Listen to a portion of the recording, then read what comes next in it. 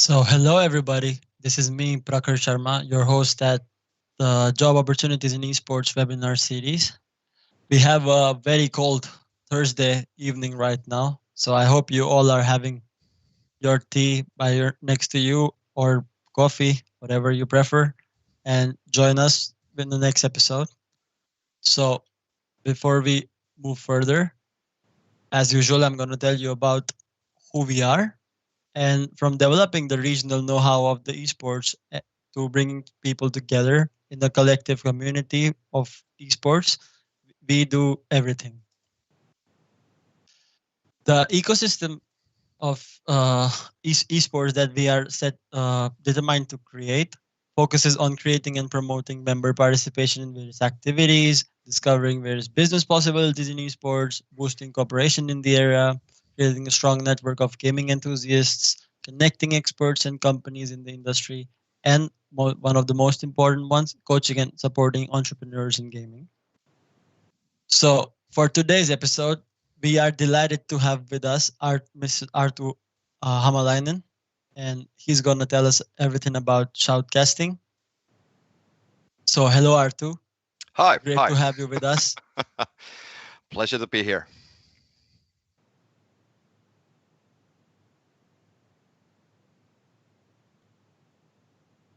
Yes. So, is it my turn now? Yep. It's your All turn. right, let's go. So, a couple of words about me. So, I'm an old guy, 34 years old at the moment, 35 this year, and I was born in Iisalmi. It's a small town in Savo. It's actually near the middle of Finland, and I have wife, two daughters, two dogs. I live in Jyväskylä at the moment, and well, I have a couple of hobbies. Of course, I play a lot of PC games. I play badminton. Used to play tennis, but nowadays it's mostly badminton. Okay. My style to do my job is to tell a lot of jokes, mostly bad ones, and I like those a lot. And that is my trademark in casting, and that makes me me. And Uh-huh. I drive a black BMW though, so that makes me a dick as well. So let, let's move forward to the next slide. And of course, if somebody wants to know something about me, That's just one of the best intros that I've ever had. So well, I think since at you least said you different. are into, yeah, this different is interesting. Mm, I agree. Since you said like you play games and badminton, both of which I do as well, we're gonna get along just fine. Yeah, I believe that as well. Yeah. I wanted to ask you like about your gaming profile. What games did you started playing with, and like how did this interest in gaming started with you? And do you have any favorite games? Well, it started back in 1990s. The first gaming console was 8-bit Nintendo, and I played a lot of Mario 1 and games like that. But after that, I moved to PlayStation 1. It was actually 94 or 95. It was quite new back then, and started playing a lot of sports games. It was actually NHL 99, I believe. It was the first sports game I bought. And after that, I have actually played every single NHL version that has come after that. And well, in PC, I play a lot of CSGO, Dota 2, Rocket League, PUBG, games like that. Well, that's that's about it. But like, are you playing anything these days? I have to. I have to because Yeah, when you're a caster, esports caster, you have to play at least a little bit of the games that you are casting. Because if you don't, you are going to drop out of the scene and true. don't know about meta and stuff like that. So it's important. It's important, especially I do a lot of CS:GO nowadays. So it's necessary, mandatory to play that game at least a little bit. That's great to know, Artu. So we can move to next slide, as you said. Yes. What have I done? That's a good question. In my casting career, I have done a lot of different things for different companies. As you can see from the slide, at the moment I am partner and caster, the main caster for Pelaajat.com media company. We have a news site, Pelaajat.com, and we have a big Faceit community, mostly Finnish players there. They play CS:GO in our community. And of course, we have the Twitch channel, twitch.com/pelaajat.com, and I'm the main caster there. Mostly we are doing CS:GO at the moment. And I've done esports also for other companies as well, Telia, Elisa, Yleisradio, NHL Gamer, stuff like that. I cannot remember all of them, but these are the main companies I work for. And at the moment, I am doing ice hockey for Radio Voima. It's a local radio station in Lahti. It's about 180 kilometers south from here, and actually, it is the 7th season running at the moment that I'm doing ice hockey for Radio Voima in Lahti. So it makes me feel very, very old. But I've done hockey. I've done hockey for Telia and Elisa as well, and football, Elisa and Ruutu. I have done Veikkausliiga and the main division or the first division. I don't know how to say it in English, but football ykkönen. And last summer I was casting the women's league here in Jyväskylä. For Ruutu. So I do a lot of stuff. I'd like to do a lot of stuff because if you're concentrating only in one section, it's pretty hard. You have to do a lot of different things in order to cope with the field nowadays. And every now and then I'm also working as a radio guy, radio broadcaster, how do you say it, in a local radio station in Iisalmi. So that's the city I was born in, and I like the people in Iisalmi. They are very, very, happy, and they don't take things so seriously. So I like to work there as well. And you can test your jokes with them, I think. yeah, especially that's the main thing. I have as I told you, I am a joking guy, and that's why I like to do things for the companies that accept me as I am, because I am what I am. So and the main tip for starting casters is that don't try to be anybody else that you are. So if you try to be someone else, it's not going to happen. That's something very important and valuable you just mentioned, and thanks a lot for sharing that with our young listeners. And with this, I have a question from you. Like, you have a lot of experience, as I see, in many different fields, like working with regular sports like soccer and ice hockey, plus doing things for the esports side of the field as well. I wanted to know, like what was your motivation, or like the first thought before doing this? Obviously, you as you said, like, you love entertaining people and you love making people happy. But what did you think about, like, how did you choose that you want to pursue this career as a shoutcaster? That's a good question. I have always been a guy that likes to entertain people. I don't know why. Maybe it's it's something you get from your. Yeah, it's a good thing. I agree. But as a child, I actually when I went to preschool, I was 6 years old, and people there, the children there, were playing. What is that? It's a stiga hockey, table hockey, something like that. I don't know how to say it in English, but they were playing it there, and I was casting it. I was just yelling about the game, and like to entertain people there as well. So I have been like this forever. So maybe it's just, I don't know.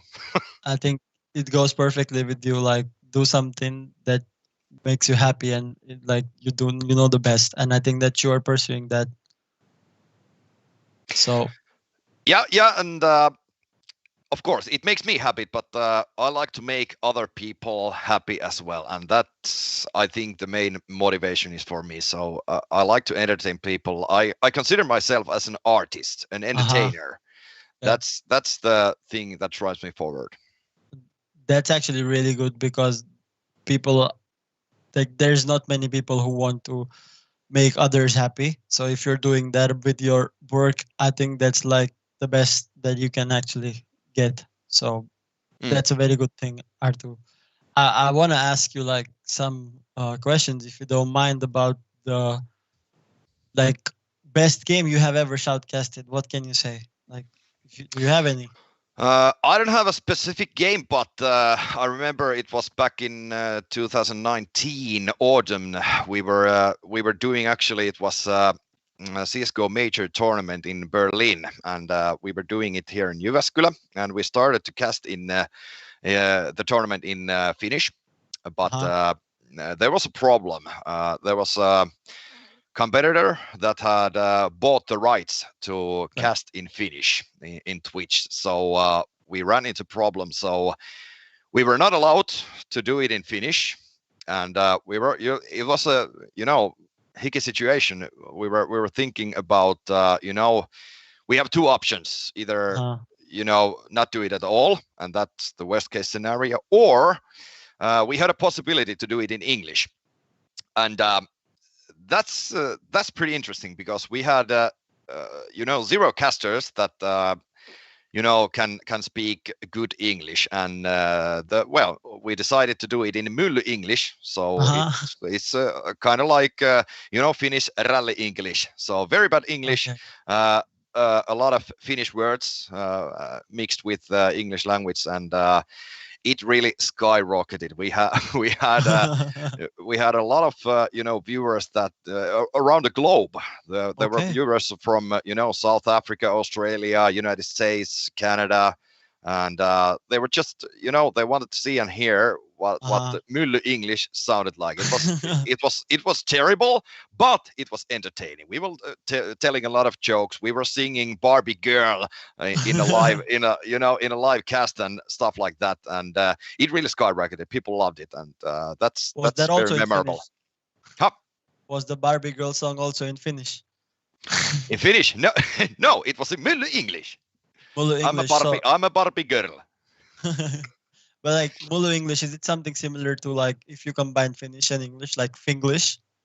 It's something like that, and it's it's pronounced very badly and stuff like that. And it was the point. We weren't trying to sound it like native English or something like that, and we wanted to do it like it. Well, it wasn't the point to do it. Like, you weren't expecting the response from that? No, of course not. Of course not. It was big risk from us, but it paid off. It paid off. I would say people all over the world enjoy Mylly English. Well, they did. I don't know why. I don't know how, but people loved it. I don't know. People are out of their minds. So, moving to shoutcasting, as we were talking about. Can you tell us like what are the main skills required for this position in the industry, and are there any technical aspects or knowledge required too, along with that? Well, of course, the main skills, you have to be open, you have to be ready to speak a lot, because well, of course it depends on the game you are casting, but you have to be ready to feel the boring parts of the broadcast, tell some jokes or analyze the game or something, but the most it gets very difficult if you have a lot of silent moments, because people don't like that naturally. So be ready to feel the silent and boring parts of the game. Yeah, we had like one episode with about streaming, and we were talking about it, and our guest was also explaining that when you're streaming as well, you always have to like keep on talking. So I think it's the same for like someone who's watching that stream, and some like a shoutcaster is shouting in it. So I would say that as soon as it gets silent, people start like switching their channels or like watching something else. So Yeah, of course. Yeah, of course. And keeping them entertained is something difficult or like the challenging part, I would say. yeah, and when you have enough kilometers behind you, you have done it so many times. It gets easier. And a good tip is that interact with the Twitch chat, because if you're doing esports, most likely you're doing it in Twitch. So it has a chat, and people are, they are asking questions, they are commenting the game and stuff like that. And if there's a silent part, if there's a boring round in CS:GO, especially when there's an eco round or something like that, pretty much nothing happens, you can always pick up a question from the chat and talk about that. All right. And I just want to like ask you, since there are many viewers who are watching this in English, I wanted to know, like, does language play a big role in this? Since you were talking up, you already gave a perfect example for the Mulu English, but like when we think of it like in a more tournament way, in your shoutcasting over there, does language play a big role in this job, since it's all about speaking? So how do you determine, like, do you see your audience or like the language you're fluent in, or like how does it happen? Like how do you decide, like, I'm gonna do this in English or I'm gonna do this in Finnish? Well, of course, if you're casting, it's the best if you do it in your native language, of course. And well, the Mili English, it was something stupid. It was a big risk, and most likely we are not going to do it again. most likely, but you never know. And people actually have asked it several times that when it's going to Mili English come back. But of course, if it's always best if you do it in native language, if that's what you meant. Yeah. I just wanted to ask, since, like, for example, if I want to pursue it, like, simple example, I wouldn't know, like, if I'm shoutcasting in Finland, then I would think that, okay, maybe my viewers are mostly from Finland, so I should speak Finnish in it. But since I wouldn't know it so easily and it's a bit difficult, I would be more comfortable to do it in English, what I can easily do. So my question was mainly for the people who are interested in this field but still feel a bit more, how to say that, they're more stopped by the language barrier. But I think you answered it pretty good. Yeah, of course. And well, it depends who are you trying to reach. And if you're casting in English, of course you can reach a lot of people from outside Finland. So it depends who are trying to reach. And in Pelaajat.com channel, Twitch channel, where we are doing esports and CS:GO mostly, of course we cast it in Finnish, because Finnish people are the other people that we are trying to reach, and that's what we do. So it's more about the audience that you're trying to reach. Yeah. So I also wanted to ask, like, since this job is all about talking, how do you recover after saying something that is inaccurate or like inappropriate on live broadcast? I was always very intrigued by this question, and I wanted to know, like, how does it happen? Just move along. Just move along. Forget about it, because if something unexpected happens, you say something bad or inaccurate or something like that, it's not a big deal, because most likely nobody notices it. You have to you just move along, continue your work and stuff like that. It's nobody's going to notice. That's my tip. just move along. There's nothing to say here. Act like it never happened. yeah. That's actually my advice, because if you're trying to fix it and explain it, that's not a good thing. Just move along, continue, and nobody notices. All right. That's an interesting one, though. And but I have done this so much that I have learned it. Just move along. Everybody forgets it, and most likely nobody has even noticed it. All right. Should we move on to the next slide? Yeah. So I see you have some tips and tricks prepared for our viewers. yes, I do. Be prepared to get shitty feedback. That's a big advice for you that want to start a career in casting. You cannot run away from haters in the internet. That's the fact. You have to have a thick skin for the feedback and prepare to have a lot of shit.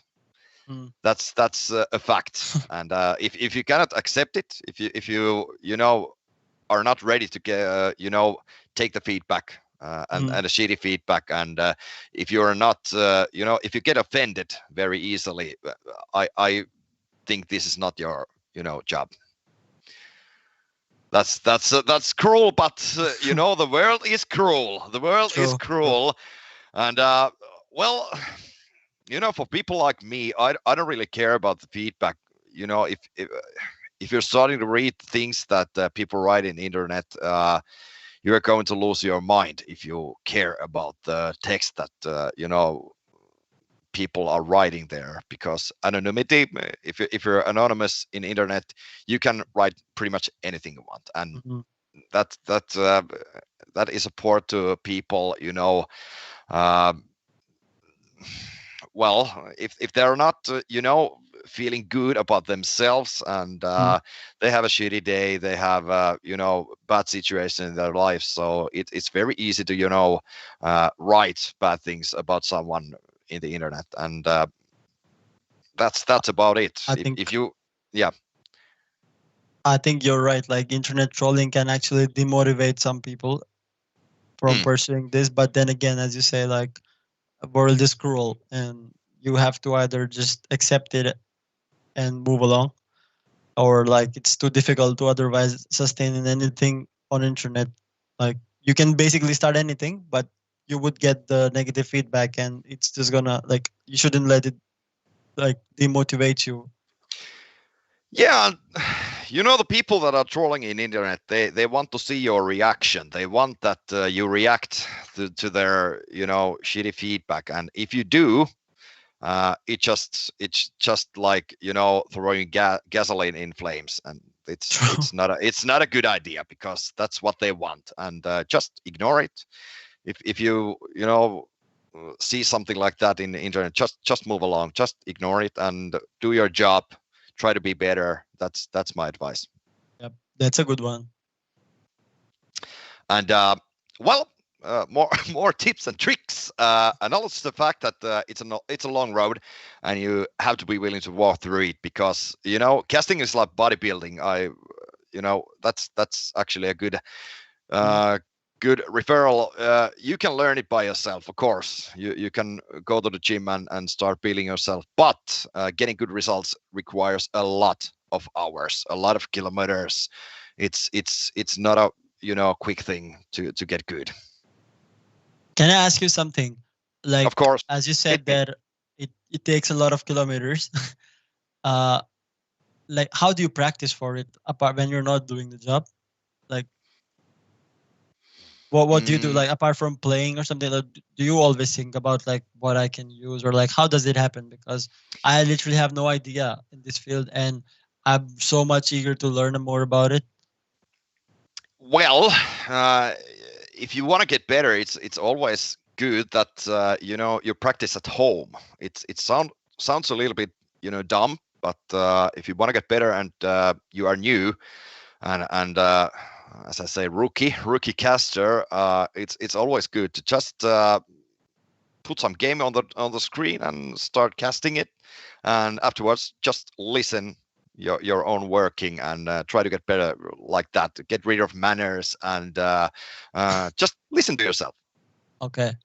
Yeah.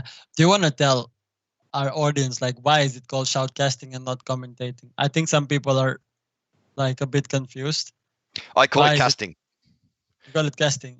I call it casting. I shout a lot. That's a fact. But I call it casting. So for those of our viewers who are not really known about this field, shoutcasting is commentating in online games, and tournaments. But it's called shoutcasting because, like, the first time when it started, when it happened, the commentators were shouting, so someone called them shoutcasters, and Okay. that's where the name comes from. Yeah. Uh, I don't But know yeah, about that. I call it casting or commentating. I'm a commentator or I'm a uh-huh. caster. It doesn't Casting matter. sounds way better. hmm it doesn't matter. But well, the last advice is as I said, just listen to the good feedback, not necessarily positive, because well, of course, I get a lot of positive feedback. It's a fact that I cannot change, and I like it. Of course, everybody likes to hear positive feedback. It's normal, but when you get some negative feedback, if it's that kind of feedback that you can you know pick up something with you and are able to get Like better. constructive, like Yeah, constructive. constructive. Yes, Yeah. that's a good word for that. It's if it's constructive feedback, it's always good. Listen to it, try to get better, especially if you get feedback from other professional guesters. That's a good thing. And you actually, it's a good advice. Ask for the feedback from other casters. Okay. Other It casters, not just the other audience. other other professional caster, because if somebody has done it several times, they have done it several years, like I have, of course I like to give feedback for beginners, because I know it's something that they need, and hopefully they will take Improve on. something with them from feedback. Yeah. I also get some good constructive feedback from people watching our show, and mostly my supervisor hmm and like my good friend Auntie every time. And it's really true. Like you should always learn from it. Like in each every time you do it, you hear it from someone, and then when they tell you, it actually helps in the long run. You're hmm totally right about that. And Agree. I have like one more question. So, is there any prior experience required for this job? No. Okay. Sim- Of course, everybody has to start from somewhere. True. It's in every profession that you are willing to do, it's always going to be everybody has their first day in the job, and this is something you cannot learn from reading from a book or something like that. It's this is a job that requires hours, requires practicing, requires working before you are getting good. Okay. So, like, if for example I don't have any experience in that, but I want to pursue it because I hmm feel like I do it good. Do you think like how can I look for these opportunities, or like how did you first find out about this opportunity yourself? Like, were you, as you said, you were interested in it from a very young age, but what was your first break? Like, how did you manage to get it? I think most of Uh, our audience would like to know that. yeah, actually, I have a background from you know an amateur internet radio. That was internet radios were a new thing in something like 20 years ago, and and I was doing some broadcasts for a small internet radio. There were something like 20 listeners at a time maximum, and I was playing music and chatting with the audience and stuff like that. And after that, I decided that I want to try, go and commentate some ice hockey games. So I jumped in my car and drove around Finland to commentate some hockey games from Jokerit away games. It was a team that was playing in SM League Okay. back then. Nowadays they are a KHL team, but anyway, that was how I started. It was a hobby, and I got very important experience from those games that I did. And 7 years ago, I got a call from Lahti. It was Matti Eve. He's the uh, what is it? Well, he is the head of the radio in Lahti, and he called me and told that they need a guy to commentate the home games of Pelicans Lahti, and of course it was a good opportunity for me, and I jumped in my car and drove to Lahti, and that's how it started for me. And in esports, it was actually was it like 5 years ago? I was watching Dota 2 games. There was a league called Taurora in Finland. It was a couple of seen guys that were running this tournament, and I just asked them that, do you want these games to be broadcasted somewhere? Are these games even going to be broadcasted by someone and stuff like that? And I got an opportunity, I got a shot, and after that, I have done Dota 2, CS:GO, Rocket League, as I told. So just ask somebody that's playing some games in the internet, and if there's nobody doing those games, casting those games, of course it's mostly they are free to cast by anyone. But like, do you have any personal favorite games which you like to casting more than the others? For example, CS:GO or Dota 2. Well, of course, I have done CS:GO several years now, so it's a good game. It's a good game to broadcast, and I like to commentate it. And especially, we have a good team in Pelaat.com. We have very good co-casters. We have a lot of experience. We have a lot of ex-pro players and stuff like that. So it's very easy to work with them, and I like it so much. And besides ice hockey and soccer, I think NHL series, that's a good game to commentate as well, because it's hockey, it's virtual hockey, but it's hockey, and I love it, of course. So like, do you like, if I can totally see that you love hockey, but you said about soccer, so do you also watch or support or play FIFA? I don't play FIFA. I actually have done some FIFA and Pro Evolution Soccer games for the Finnish national union or something like that, Huuhkajat, and they have actually e-Huuhkajat team, and they are playing some international games now and then, and I have been doing it for actually it was their YouTube channel or something like that, but now and then I do a lot of games. It's a FIFA, PS, PES, and something like that. So I do a lot of stuff. All right. We have some questions coming from our viewers right now, and they're asking. One of the questions is from I think it's Auntie asking, Arttu, did you practice casting with NHL 99? No. No. I was a teenager back then, and I actually played that game more than practicing casting. But that's where my gaming career with the NHL series started. All right. We also have, I think, some of the contacts there saying, some of the viewers, Sakkari Lauronen. I'm sorry if I say the names wrong, but they are enjoying what I think they enjoyed the story that you shared about the Mulu English, as they're saying, hermetic jokes and the best shoutcasting experience I've ever had in my life.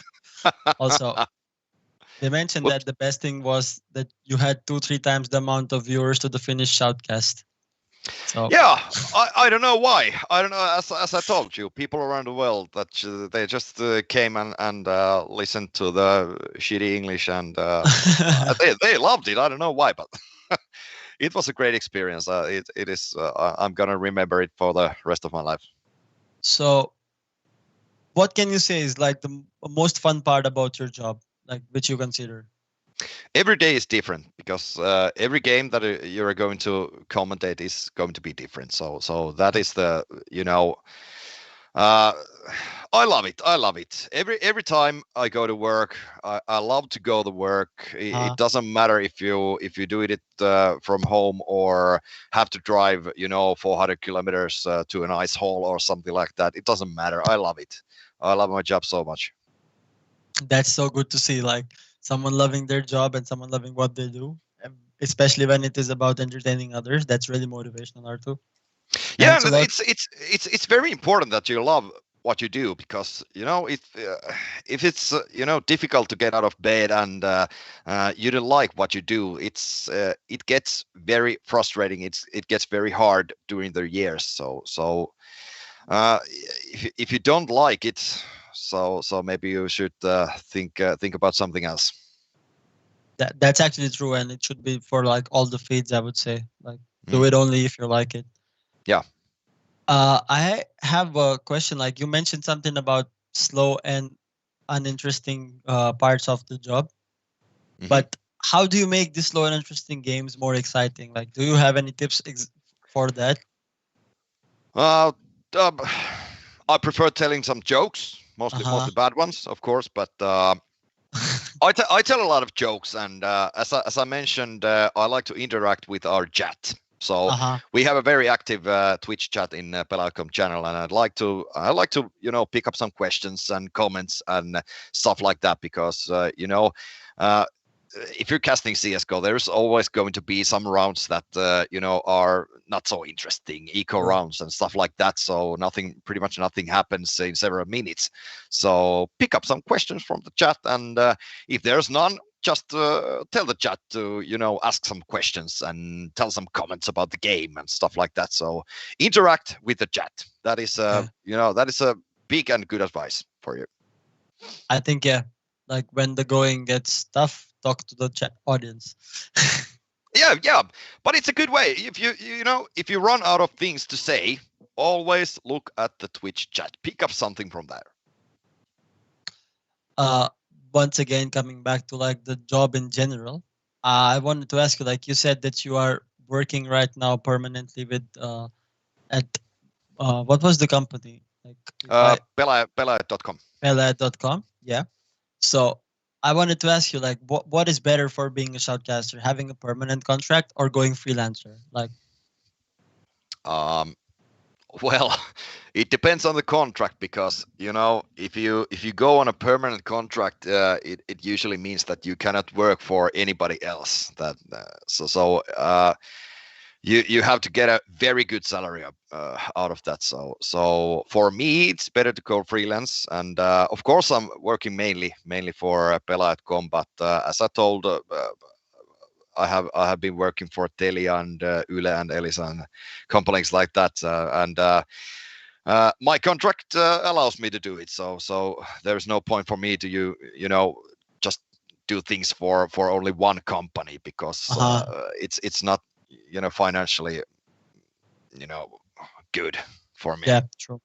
I think that is what many of the rookie casters also want to know, because in the beginning they don't know if like they should go ahead and sign these permanent contracts, or they should just take some time, be patient, and go with the freelance contracts. But thanks for like Mhm. offering your personal insight for that. Yeah, and And it depends. It of course it depends. If you get an offer that gives you like 70K for a year, that it's a permanent contract, and you get a good money out of that. So I suggest just take it, but usually it's not going to happen in Finland so often. So I suggest going freelance.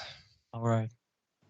And since you also commented in the like traditional sports and esports, Mhm. what like can you notify any like what can we learn from the traditional sports in this regard, or like are there any things like which overlap each other, or is it completely different? Like commentating Uh, in a regular sport and esport. well, of course, if you're commentating ice hockey and soccer, they are totally different games. It's similar like you're casting CS:GO or Dota 2 or NHL 21. They are completely different games. So I don't know. I'm a professional caster, so I have some manners that I do every time before I go to work. I look Uh-huh. up from the internet. I do my research before the Uh-huh. game. It doesn't matter if it's CS:GO, if it's ice hockey, if it's Dota 2, if it's skiing or anything like that. It doesn't matter. But I have some manners that I do, and I suggest that everybody that are interested in this profession, it's just do the things before you go to work, because if you don't, it shows. People can hear that. If you have if you have no idea what you're doing, people can hear it. True.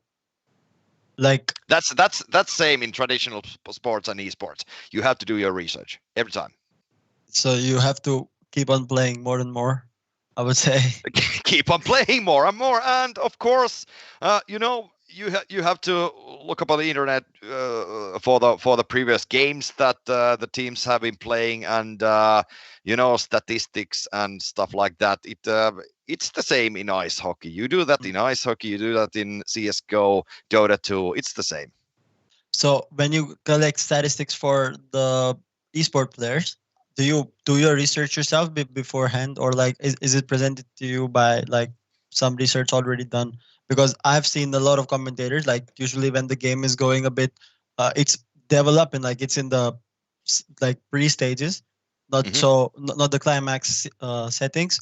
People are usually discussing the different stats and different, like, I don't know about esports, but in games, for example, they would talk about like how many matches this player has played, where he used to play before, or like these kind of things. So, how do you get that research? Like, do you do it yourself before the match, or like is it presented to you like by some other organization or something? There is no such thing as free lunch. I do it myself every time, because Okay. it's my way to do it is to write it down by hand. Most of the people, of course, they write it down in Microsoft Word or something like that in the computer and print it down. But I do it by hand. I don't Uh-huh. know why, but it's my way to do it. When I write things down, I remember them better, and it's my way to do it. That's actually like just reminded me of something that when I was writing for my exams as well, that's something I heard from my teachers all the time, that you should write it down. So I think that is the technique to remember the things so that you don't Yeah, forget later for on. some people, Yeah. it's it's one way to do it. We have a question for that our audience asked in the registration forms. Yep. Do you like? Can you name some of the most memorable moments in your casting career? Like apart from this moment, do you have it like any specific games where like the match it changed? So like it was so, I don't know, like thrilling that it was, you were hyping for it. Well, of course, Mülly English is one very memorable moment, as I told. But from traditional sports, I guess it was the a game that my my original hometown, Iisalmi, Uh-huh. their hockey team were playing for promoting to the Mestis league, that is the first division in Uh-huh. Finland, and they were playing the game in Imatra, and uh, I called to the Radio Sanders that, as I told, is the local radio station in Iisalmi, and told that I'm actually free that weekend, so I can drive to Imatra and cast the game for them. And Iisalmen Pelikarhu, they won the game, and it Uh-huh. was just huge. It was a memorable moment for my career in traditional sports. It was a huge day for Iisalmi and for me as well. Okay. That's cool, like seeing your local team getting promoted. Yeah, and Uh it's if you look at the big picture and for the whole Finland, it was just one game. mm, Amongst others, it was not so big deal. But for Iisalmi and for me, they had been trying to get promoted so many years, and uh-huh. finally it happened. It was huge, I can imagine that. emotional. Before we conclude, we usually discuss about topics like awareness in this field, in esports in general, I would say. But since our topic is shoutcasting, I wanted to ask you, like, how important do you think is awareness regarding like these different job opportunities? For example, a shoutcaster in this field, especially in case of adults. For example, people who don't play, like parents and stuff. Like, how important do you think? Like, how can they be aware of this thing? Like, these opportunities exist apart from like playing and stuff. So there are actual careers in this. What can you say about that? Well, that's a question I don't really have an answer. I don't really understand what you mean by that. Uh like imagine like there are so many people who are playing, but it's not gaming culture is not really perceived positively still. Yeah, I So know that.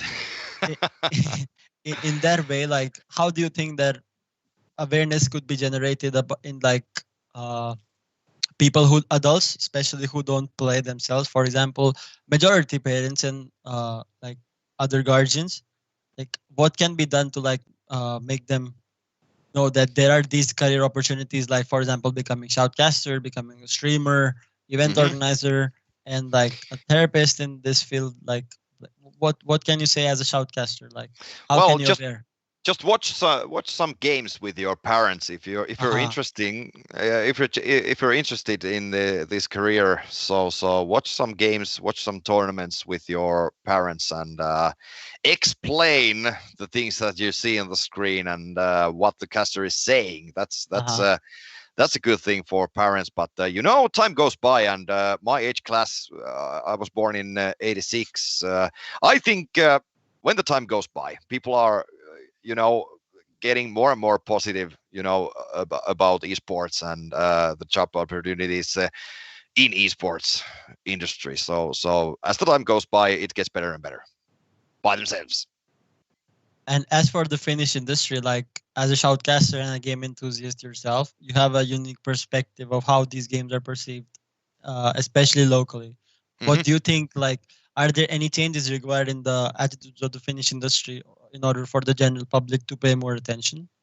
Well, as I told, time goes by, and it's all about the media, and Uh-huh. I think it's you know we, we as a media, as Pelaajat.com and as Ilta-Sanomat and as Yleisradio and medias like that, they have to you know write some news about this and do some broadcasts and stuff like that. And as time goes by, it will get better and better, because it's quite a new industry in Finland. You have to accept that the fact that it hasn't been big.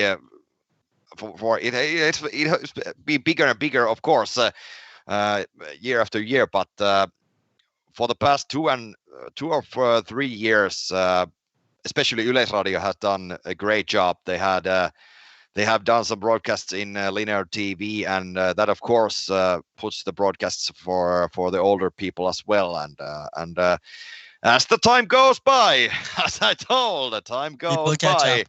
Yeah, people will catch up, and it gets better and better. But it's all about the media. It's all about the media, and they have to, work hard.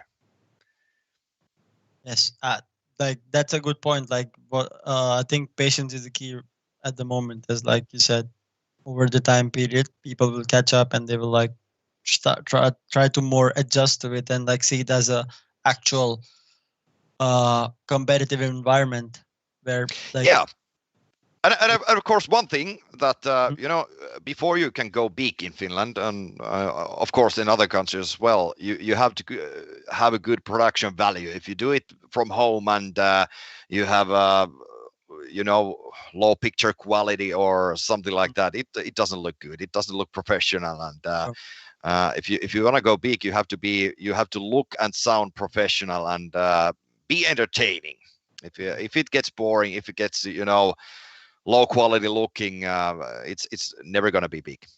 Sure. So you would like your advice would be like to make sure that whatever you're doing, you're giving the best and also be patient. Of course. There's not gonna be a very big, big jackpots in half a year or something like that. It doesn't happen. It doesn't happen. True. So you have to work hard and several years. Uh-huh.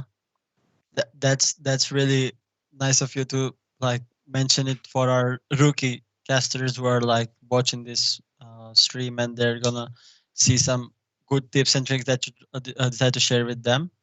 So for everyone interested, Arttu has shared his social media channels on Instagram, Twitter, and Facebook on our screen. You can go there and like send, like share, follow them, and I don't know, like them on your Facebook page, I'm guessing. Plus, if we would be sending these links in our emails as well to our viewers so that they can have it later on.